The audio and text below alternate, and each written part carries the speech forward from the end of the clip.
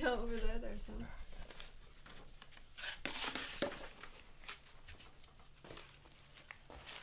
We make Slate cheese and charcuterie boards.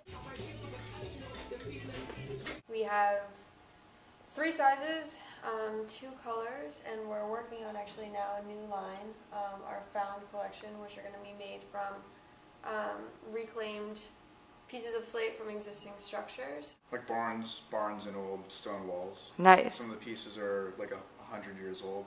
So we're wow. pulling those out and then cleaning them up.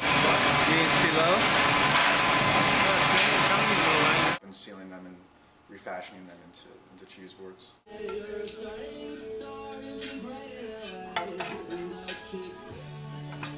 It's metamorphic rock. I mean, the quarry itself has been there for a better part of this past century. Yeah, I think my grandfather bought the quarry that we're working out of in 1946. It's in upstate New York. It's right on the border of New York and Vermont, and there's sort of a slate belt that goes through there. It's a 22-mile stretch of land, and there's like 20 quarries. So the quarry, unlike a mine, you don't go into the ground, you go down.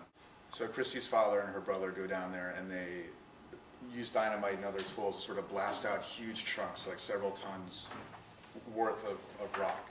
Oh my God. And they put that on a flatbed and bring it up to the mill. They break it apart with pavement cleavers because they're huge boulders, and they put it on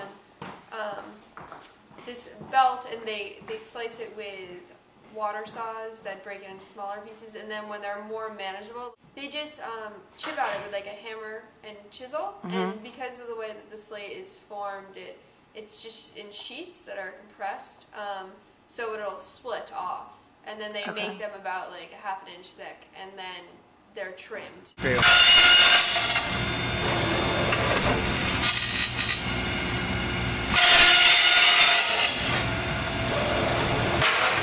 And that's how we get the dimensions that we use. It looks a lot thinner on the edge than it actually is, just because it's sort of beveled.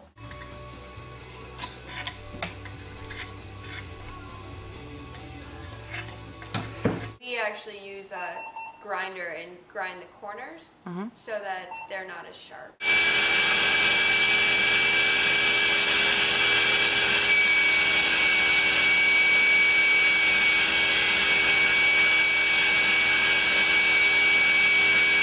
The goal is just to be in places where we like to go and eat food. So a number of cheese shops in Manhattan, like Murray's and Lucy's Way. And in Brooklyn, there's Stinky and Brooklyn Larder. Now we've also sort of found a little bit of a market in the gourmet shops, you know, places that sell kitchenware and that kind of thing.